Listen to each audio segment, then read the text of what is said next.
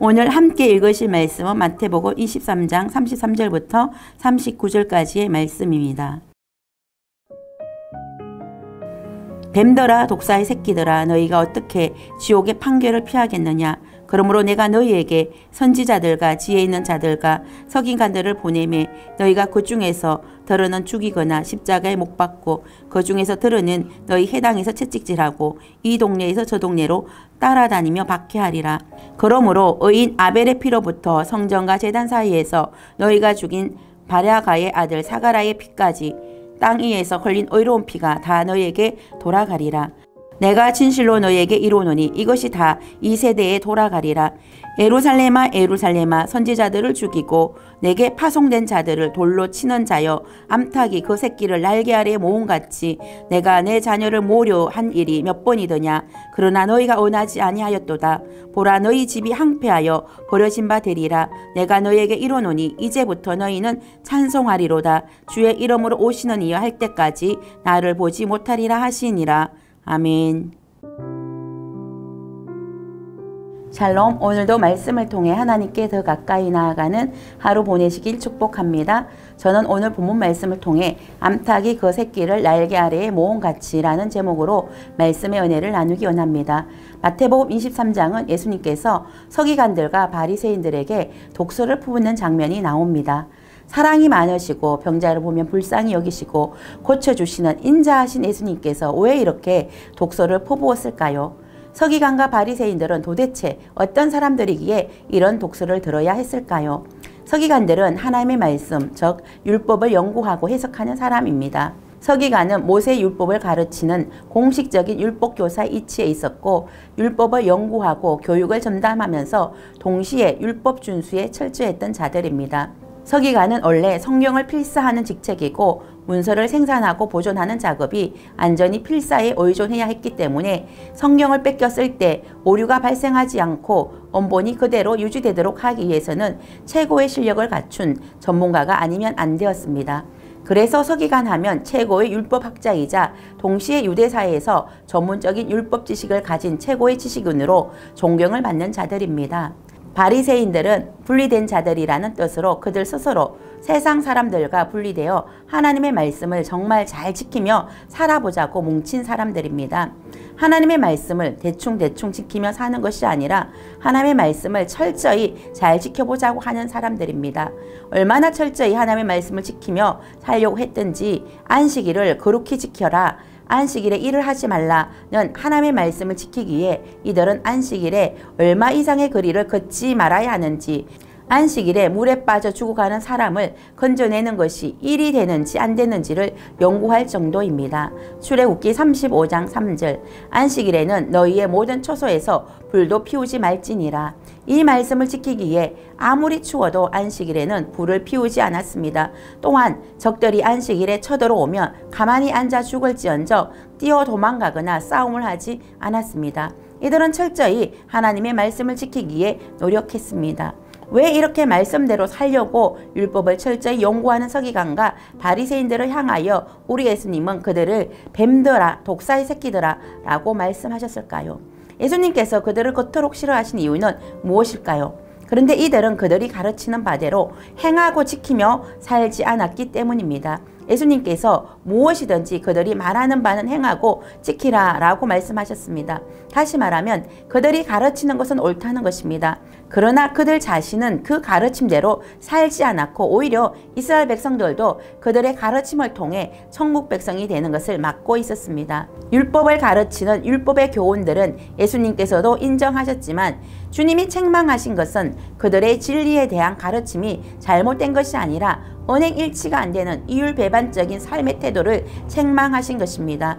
예수님은 서기관과 바리새인들에게 하 있을진저 예식하는 서기관들과 바리새인들이라고 7번을 책망하시고 오늘 본문에서는 뱀들아 독사의 새끼들아 라고 독서를 퍼부었습니다.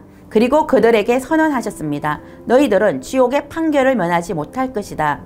그들이 심판받아야 할 이유는 예수님을 십자가에 못 박아 죽인 것과 예수님께서 선지자들과 지혜 있는 자들과 서기관들을 보냈지만 이들이 그들을 거부한 것입니다. 오히려 채찍질하고 박해했습니다. 그러므로 의인 아벨의 피로부터 성전과 제단 사이에서 너희가 죽인 바가라의 아들 사가라의 피까지 땅 위에서 흘린 의로운 피가 너희들에게 돌아갈 것이라고 말씀하셨습니다. 예수님은 그들의 조상들에 의해 저질러진 범죄에 대하여 그 기원을 아벨에게까지 올라갔습니다. 그리고 요아스 왕 시대에 왕의 명으로 야훼의 전떨에서 백성들에게 쳐 죽임을 당한 스가랴에 이르기까지 의인과 선지자들 죽인 모든 죄악이 다 너희에게로 돌아가리라고 선언하셨습니다. 예수님은 왜 이렇게 서기관과 바리새인들에게 강하게 책망하고 독서를 퍼부었을까요? 그 근본 동기는 사랑입니다.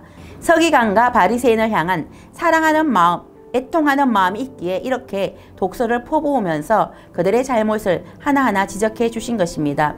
이들이 돌이키기를 원하는 근본적인 예수님의 사랑이 있었던 것입니다. 침묵하지 않으시고 분노하시고 질책하시는 것은 오히려 예수님의 사랑의 성품을 반영한 것입니다. 그리고 예루살렘을 향한 예수님의 애통한 심정을 토로했습니다. 마태복음 33장 37절 예루살렘아 예루살렘아 선지자들을 죽이고 내게 파송된 자들을 돌로 치는 자여 암탉이 그 새끼를 날개 아래에 모음같이 내가 내 자녀를 모으러 한 일이 몇 번이더냐 그러나 너희가 원하지 아니하였도다. 암탉이 새끼를 날개 아래에 품으면 독수리의 어떠한 공격에도 새끼들은 안전할 수 있습니다.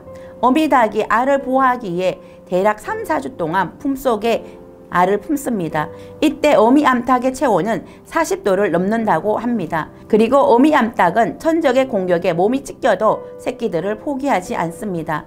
우리 주님께서는 자기 백성들을 그렇게 품어주셨습니다. 그러나 백성들은 그것을 원하지 않았습니다. 오히려 이 험한 길로 뛰쳐나갔습니다. 주님께서 보내신 선지자들을 핍박하고 죽였습니다. 이 짧은 본문을 통해 자기 백성 예루살렘을 향한 주님의 사랑과 애절한 마음을 읽을 수 있습니다. 예수님은 자신이 중년 안에 있어도 그가 사랑하는 자기 백성들을 그 품 안에 품기를 원했습니다. 그러나 오히려 자기 백성들이 예수님을 영접하지 아니했습니다. 또한 예수님이 보내시는 선지자들을 거부했습니다. 이에 예수님은 예루살렘의 항폐를 예언했습니다. 마태복음 23장 33절 보라 너희 집이 항폐하여 버림받으리라. 너희 집이라고 하신 곳은 예루살렘과 아울러 그 중앙에 있는 예루살렘 성전을 의미합니다. 과연 이러한 예수님의 예언대로 주후 70년에 로마 군대에 의하여 예루살렘과 성전은 항폐되어 버림받았습니다. 우리 예수님은 지금도 우리를 예수님의 품으로 모으시기를 원하십니다.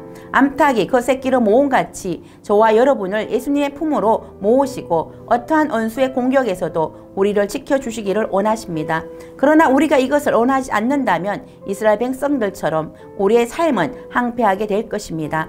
그러나 주님의 품에 안기고 주님의 품 안에 거하는 삶을 산다면 저와 여러분은 어떠한 폭풍우가 몰아치고 원수 마귀가 대적한다 할지라도 우리는 주님의 품 안에서 안전할 것입니다. 오늘 하루도 주님의 품 안에 안전하게 거하는 저와 여러분이 되시기를 축복합니다. 아멘.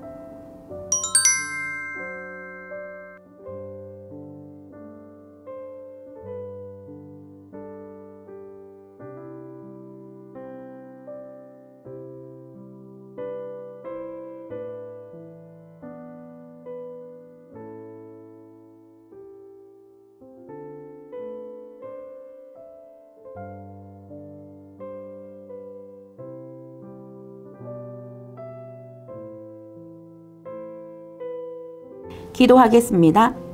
서기관과 바리새인들을 향한 예수님의 독설과 책망도 그들을 사랑하시기에 하는 질책이고 돌이키기 이함임을 알게 하심에 감사를 드립니다. 그러나 끝내 하나님의 구원으로의 초대를 거부하면 그 끝은 항폐한 멸망밖에 없음을 깨닫습니다.